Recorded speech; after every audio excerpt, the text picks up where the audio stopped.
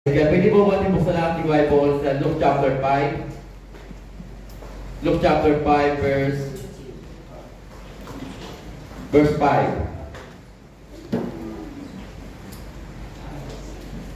Ang sabi po dyan, Master, Simon replied, "We worked hard at the last night and didn't catch a thing. But if you say so, I let the net down again.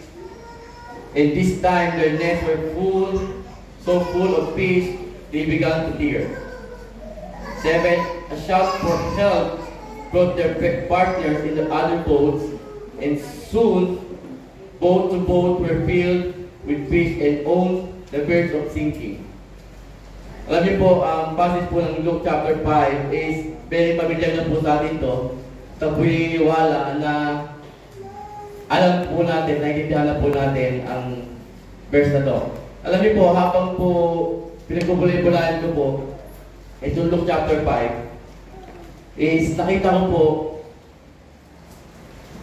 by the help of the Holy Spirit, nakita ko po na may mga bagay na kailangan tayong sundin na mas malalim pa upang matanggap natin ang pagpapala na galing sa Panginoon. Pwede mo sabihin sa Panginoon na, Lord, handa kaming magpalalim pa sa iyo.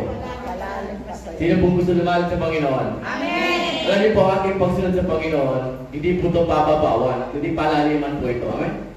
Ang buhay pananampalataya po ay palaguan. Amin po tayo doon? Amen! Sino pa naniniwala na kailangan natin lumago? At isa po sa susi, isa po sa ginagamit ng Panginoon, yung ating pagsunod.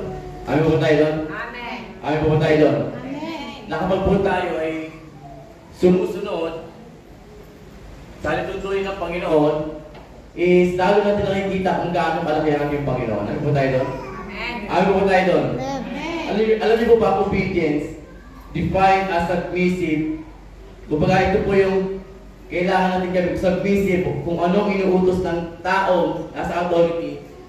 You and I submit. Ano po tayo doon?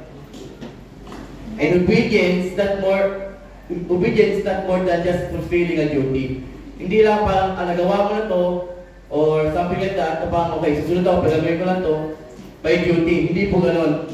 Kaya nga po, naniniwala po ako, ang sabi sa John chapter 14, verse 15, "If you love me, you will keep my command."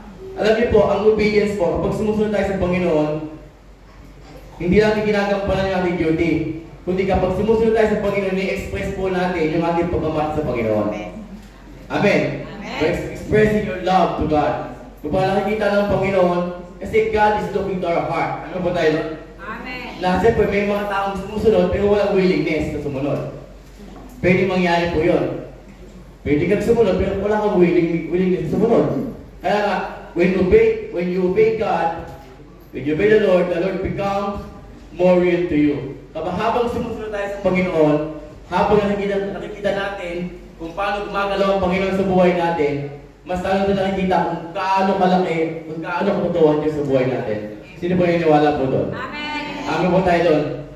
Bakit ko ba kaya natin pag-usapan ng pagsunod? Alam niyo po, ang pagsunod po ay isang malaking pagtipuyan sa buhay pananampalataya. Amen? Amen! Amen po ba tayo doon? Kaya nga po, tayo napapakita sa church, nag-aaral ng salita ng Panginoon upang matutunan po natin ang mga salita ng Panginoon. At kailangan natin sundin. Meron po naalala, the triangle of blessing is faith, obedience, and blessing. Amen. Sino po gusto ng blessing? Amen. Alam ko po, kapag pinag-usapan ng blessing, masaya tayo lahat yan. Gusto natin lahat ng blessing. Pero minsan ayaw natin ng obedience. Ayaw natin ng pagsunod. Gusto natin blessing. Hindi po pwede yun.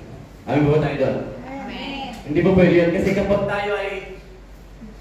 gusto ng blessing, the triangle of blessing is faith, obedience, and blessing. Kaya nga po, hindi question dito if you will follow. Ang question dito, how far you will follow. Kung gaano kayo kung gaano tayo kalalim doon sa pagsunod sa Panginoon. Kasi sa pagsunod po sa Panginoon, may akibat na pagpapala po yun. Ano po tayo nun? Amen. Sa pagsunod sa Panginoon, may akibat na pagpapala. At naniniwala po ko na habang tayo ay sumusunod sa Panginoon, ipinapakita ng Panginoon kung gano'n sa kalaki sa buhay natin. Amin po ba tayo nun? Sino po nakakaranas ng pagpapala na minsan hindi natin inaasahan?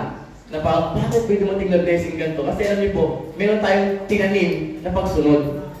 Amen? Kaya nga po tayo sa loob ng church, tinuturuan tayo ng Panginoon, unti-unti kung paano sumunod sa salita ng Panginoon. Minsan, sometimes, mahirap talaga. O masakit. Minsan kahit na hindi mo alam, dapat kailangan lang sumunod eh. Kasi alam mo na may plano ng Panginoon. For example, yung ating magbibigay po ng tithes and offering, minsan parang most of us sa atin, kapag di talaga natin naiintindihan ng pagsunod, hindi ka gagawa. Hindi ka susunod. Pero dahil nakikita mo, hindi lamang nakapokus tayo sa blessing, kundi dun sa sinasabi ng Panginoon, kasi alam niyo po, pag ang pangako ng Panginoon ay siya yung nangako sa atin, ginagawa niya. Naniniwala po ko doon. Amin po tayo doon. At kapag mahal natin ang Panginoon, you will obey His command. Ano po ba tayo doon? Kaya nga, hindi dapat tayo as Kristiyano, hindi tayo nangihirapan sumunod. Kasi alam natin, sa ating pagsunod, may kabalikan ka ng pagpapala.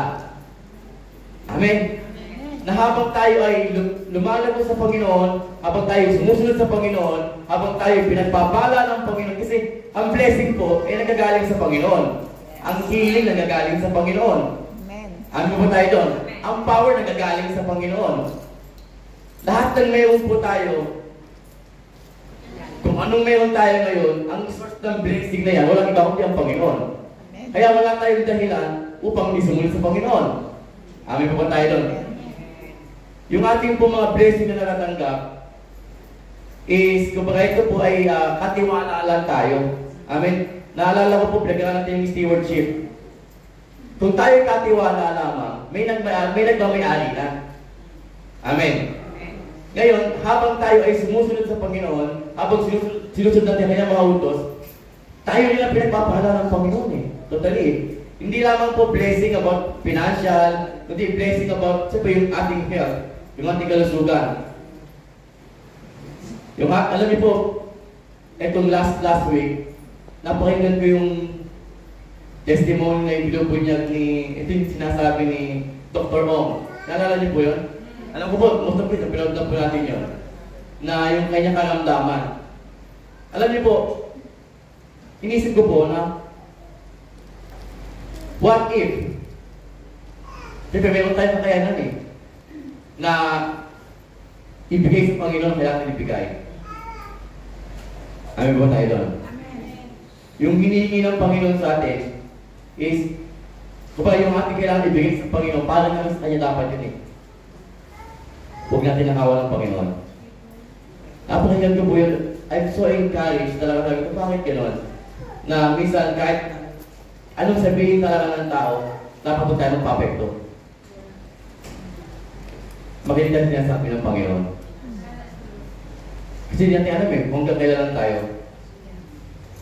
Unless ginagawa natin yung para sa Panginoon. Sinusunod natin ang utos ng Panginoon. At lumalakad tayo sa paanan ng Panginoon. Wala tayong talo doon. Alam niyo po, ang pagsunod sa Panginoon, hindi ito kawalan sa atin.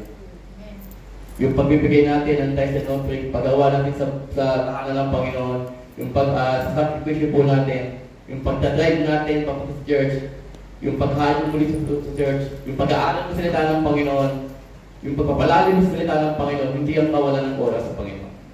Hindi kalagdahagan niya ng buhay at pananampalataya. Darating po ang panahon, maghihiwa-hiwalay po tayo, kukulin tayo ng Panginoon, mamamatay tayo lahat. Ang pinakamahalaga po, yung buhay na walang hanggan in the next life. Amen. At yun ang tanong natin. Ang treasure natin wala sa lupa. Ang treasure natin sa langit. Habang tayo katanim sa Panginoon, katanim tayo sa Panginoon, ginagawa na yung tahanan mo sa langit. Amen po ba tayo? Amen. Kaya dito po, hindi lamang tayo palaliman tayo sa Panginoon. Amen. Pasunod na tayo sa Panginoon. Hindi tayo papilis ang paglakad, hindi. Focus tayo sa Panginoon. Whatever it takes. Kung ano yung mga natataanong sa paligid, wala yan. Focus sa Panginoon. Kaya nga sabi ng Bible, focus your eyes, the author, the finisher of our faith. Wala ibang ni Jesus Christ. Kasi doon tayo tatatag. Doon tayo titibay. Ay habang tayo po sumusunod sa Panginoon, kagaya ng ating pagbibigay, ay wala tayong talo dyan. Amen ba tayo doon? Handa tayo magbigay sa Panginoon. Amen.